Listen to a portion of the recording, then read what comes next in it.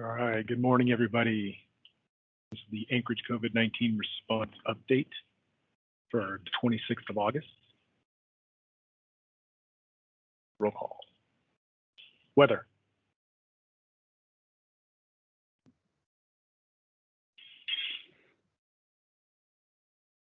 Testing, vaccination. Morning, everyone. Logistics. Good morning. Finance.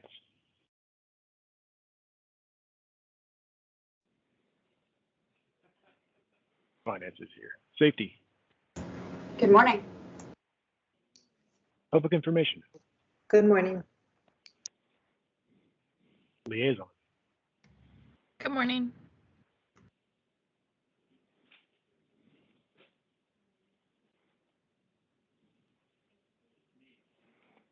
Weather on. Thank you, weather. All right, situation overview. Today is day 542. Locally, cases are up 1,460, 9 deaths, and 37 hospitalizations. Statewide, we are up 4,154, 34 deaths, and 80 hospitalizations. 213 resource requests. We have filled or satisfied 1,801.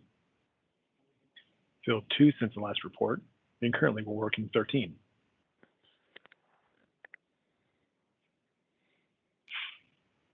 For shelters, Sullivan has 395 clients serving 1,185 meals.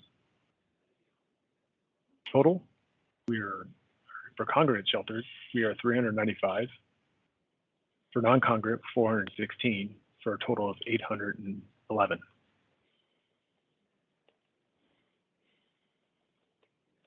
For testing, over the past week, we've sampled 4,468. In total, we have sampled 1,003, up 90,012. Weather, go ahead. Morning, everyone. This is Michael Cutts with the National Weather Service office out at Sand Lake. We have a frontal system that's coming in from the west, going to be increasing our clouds, increasing our chances for some rain, in fact, some pretty good rain here in the local area. So if you didn't throw your fertilizer down, you got today to get it over and done with. Basically looking for up to 3/4 of an inch by the end of the day tomorrow. Weekend does clean up nicely, Saturday being the best day.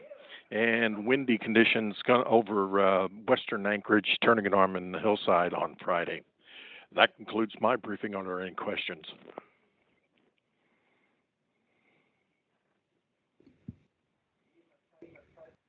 All right, thank you, weather, and thank you for the nice weekend. Testing, vaccines, go ahead.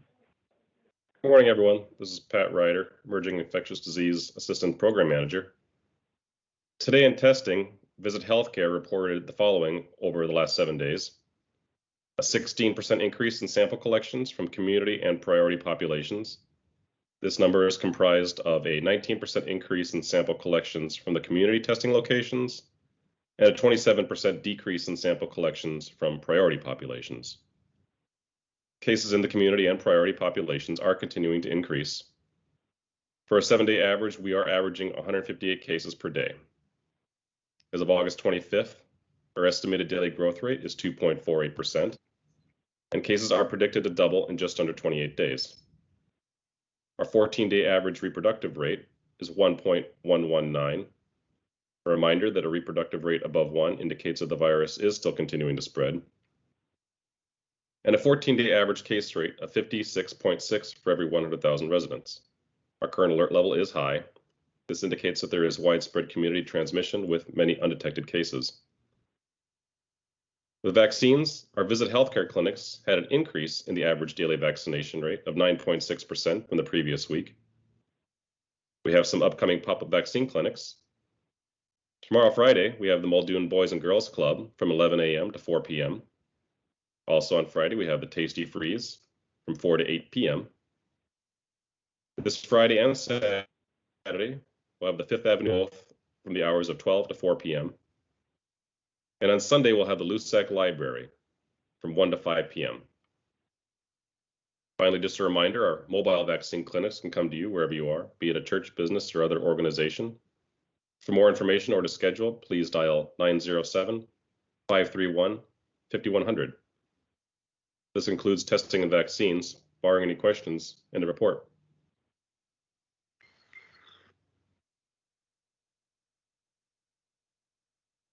Thank you. Contracts logistics, go ahead. Good morning. This is Wendy Reese, Contracts and Logistics Section Lead reporting. For Mass Care, we're currently working on 33 contract extensions to continue our mass sheltering support through 10/31. For testing and vaccine support, our testing contract with Visit Health is extended through 10/31. We continue modifications to our vaccination sites to improve overall capabilities. In logistics, we are currently working 22 resource requests with 8 new personnel requests for contractors to meet COVID mission requirements. End of report.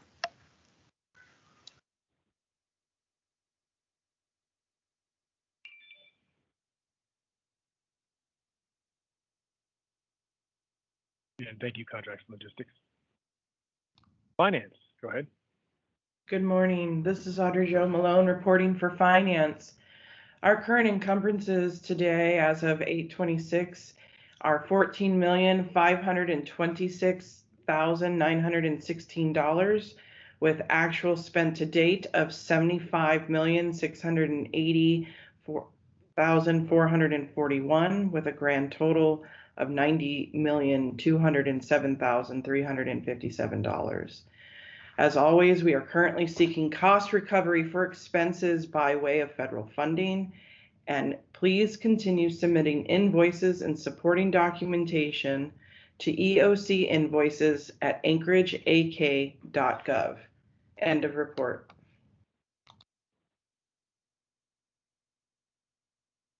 And thank you, finance. Safety, go ahead. Good morning, everyone. This is Annalisa Roberts reporting out for safety. People with moderately to severely compromised immune systems may not build the same level of immunity to the two-dose vaccine series, making them especially vulnerable to COVID-19, and may benefit from an additional dose to make sure they have enough protection against COVID-19. CDC recommends people who are moderately to severely immunocompromised to receive an additional dose of the RNMA COVID vaccine after their 2 additional doses, so at least 28 days after their second dose of Pfizer or Moderna. The additional dose intended to improve immunocompromised people's response to the initial vaccine series is not the same as a booster dose given to people when immune response is a primary vaccine series that is likely to have waned over time. Although the CDC does not recommend additional doses or booster shots for any other population at this time, the AHS has announced a plan to begin offering COVID-19 vaccine booster shots this fall. So who needs an additional vaccine? It's listed below, but definitely talk to your healthcare provider about any medical condition and whether getting an additional dose is appropriate for them. End report.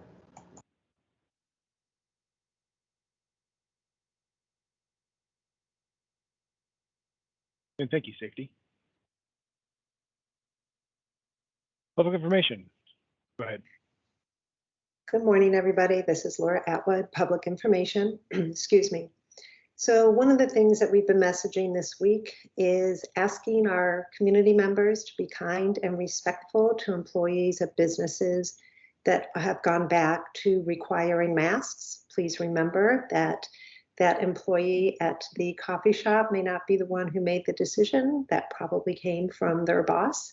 So we just ask everybody to please remember to be kind to them. And also that the CDC is recommending that masks be worn in indoor settings regardless of your vaccination status. We're also working on making sure that the COVID-19 resources website is updated to include some new information such as the monoclonal antibody treatment that is available in Anchorage and the approval of the Pfizer vaccine. And we are out on the streets distributing business cards that say, get vaccinated on one side, get tested on the other, They have a QR code to the appointment websites for both vaccinations and testing, leaving those at area businesses for customers to just pick up and hopefully make an appointment. Barring any questions, that's the end of report.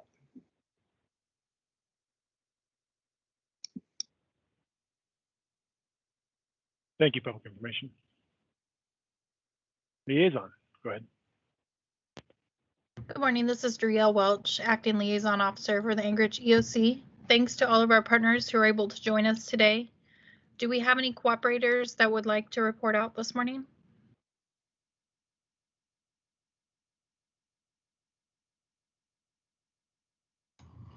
Okay. Hey, this is Casey from Metro Borough. Can you hear me? Yes, go ahead, Casey. Yeah, so just kind of a situational awareness. You know, we're kind of experiencing the same thing you guys are over a kind of a much larger area, a little less infrastructure to be able to support it. One of our testing sites is doing like 1,600 tests a day. We're looking at bringing out the monoclonal treatments out here to the valley as well. So hopefully that'll help decompress some of the hospital as well. And our biggest challenge right now really is the finance portion of it, taking a midstream jump between DHS and EM to DHSS. So we're working through that process as well to get the disaster reimbursements coming this way. So that's about where we are right now. Thanks. Thank you for that update, Casey. Hi, Are there this is any other? Go from ahead, the go Alaska ahead. Hospitalist Group. I'll report as well. So just a reminder, the Alaska Hospitalist Group is a physician practice covering the hospitals here in Anchorage and Soldotna. And we also cover the ICU. So growing concern, obviously, around the hospital bed capacity and ICU capacity. Number of ICU transports have not been able to be accepted in Anchorage and have had to be directed elsewhere or kept in their home communities, which is highly concerning. So I will just reiterate that comment that was made about monoclonal antibodies. I think, you know, the strategies right now are obviously need to be vaccine promotion, but then also promotion of the monoclonal antibody treatment that really has significant effect. I think it's like 70 or 80% impact to not develop acute illness and keep patients out of the hospital if it's delivered very early. So if there's anything that the Muni can do to promote this among, you know, publicly promote this treatment, it's now a subcutaneous shot. It's very easy. It's no longer an infusion. I think that would be wonderful. We're doing some work to promote that among medical providers as well, because not all are aware of that change. But that would be my recommendation. Thank you. Thank you, Jocelyn. Are there any other cooperators out there that would like to report?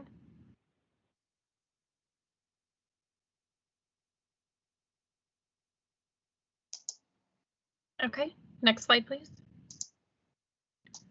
Is J-Bear on for vaccination updates?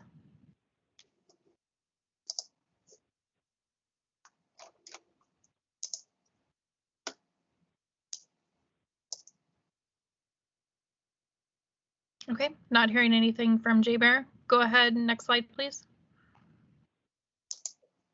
We'll get started with our hospitals. Is anyone on from A&MC? Yes, this is Colleen Fett on behalf of Lori Olson. We have 24 COVID inpatients this morning, 5 adults in the ICU, and all 5 are on a ventilator. We have 2 PUIs, and we continue to actively manage our elective procedures, and our immediate needs continue to be staffing and capacity. End of report. Thank you, Colleen. Is anyone, Sean, are you on from Alaska Regional? I am. Good morning. Alaska Regional Hospital has 22 COVID positive patients, 6 in the ICU, 3 vents, and like our partners at A&MC, we are tight on capacity. We're not quite full, but we're getting close. And staffing remains an issue. Thank you. Thank you for that update, Sean. And is anyone on from Providence? Yes, good morning. This is Nikki Holmes from Providence. This morning we have 33 COVID positive patients, 8 in the ICU, 6 on mechanical ventilation. One moment. 1 PUI, 8 COVID recovered. Our status is our incident command post is open with limited activation. Our focus is also on staffing and capacity. We are very full. We do have a decompression plan activated. We are canceling and postponing elective procedures as needed and evaluating that continually. We have not activated an alternate care site. We are maximizing staff as we can. No hospital transfers, and no immediate needs that we're not working on in-house.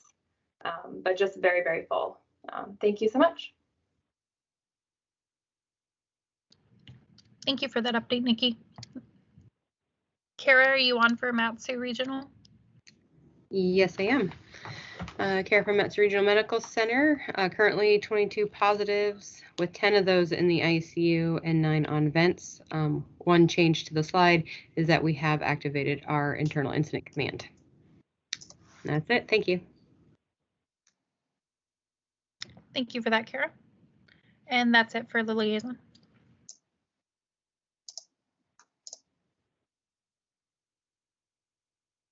All right, thank you.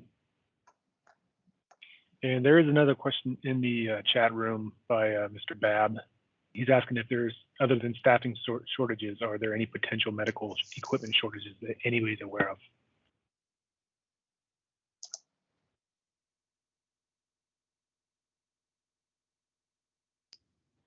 I do know that there have been requests for ventilators at some of the hospitals, and so some of the hospitals are using the travel ventilators. I think it might just be out at Matsu, but from the state. But other than that, I'm not aware of any.